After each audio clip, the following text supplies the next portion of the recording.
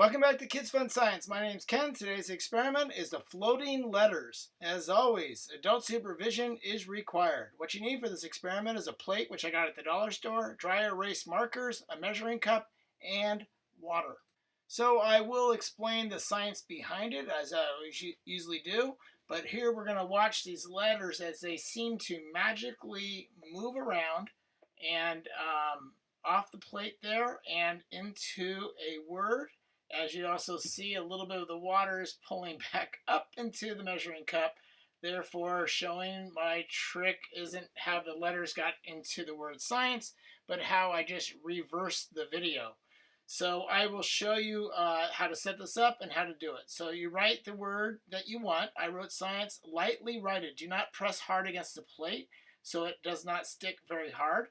And then you're going to take your water immediately afterwards, just room temperature, and pour from the edge very slowly. If you pour too fast, it might just dissolve all the letters. And slowly, as you can see, you can start seeing the words are starting to come off right off the plate. And there you have it. You have your moving letters, just like that. So I will explain the science behind it and also test some other colors. So I actually found this on Twitter from a guy named Paul Anderson. I'm going to put his Twitter account in the description and also his webpage information there. It was really interesting, and so I don't give him full credit for it. One thing he didn't have is all the information on how the experiment works, so I did some research, and this is what I came up with. The science behind this is permanent markers like Sharpies rely on inks that have strong adhesive to stick to most of the surface they write on, right? So therefore permanent, and you can't get it off. But the dry eraser markers, inks, are minimum adhesive. So making notes and drawings can be easily wiped away afterwards. Hence the name dry erase and what most of the teachers use on whiteboards. So the ink dry erase markers are also insoluble.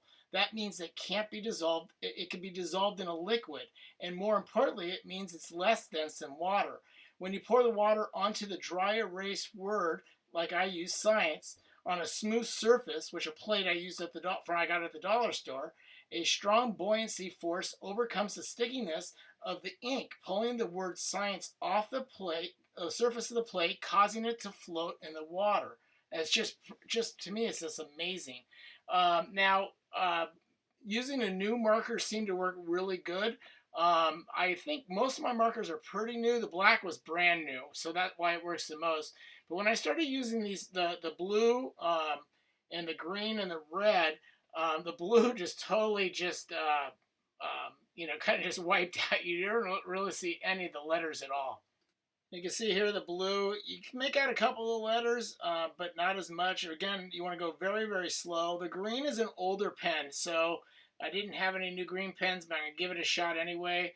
And I think most of the reason is, besides I poured it too quick at the end, it didn't work, is it was an older pen. Now the red pen's brand new, definitely. You want to pour very slowly, and you'll see that most of the letters are coming right off, so it worked just as good. Here's some tips. Use brand new pens, the Expo Dry Erase. Press lightly when you press onto your plate. Don't wait too long to pour the water. Pour pretty much right away. I use regular tap water, but you can use warm or hot water and see what those turn out. And let me know in the results below on how it came out. And thanks for watching. And remember to like and subscribe.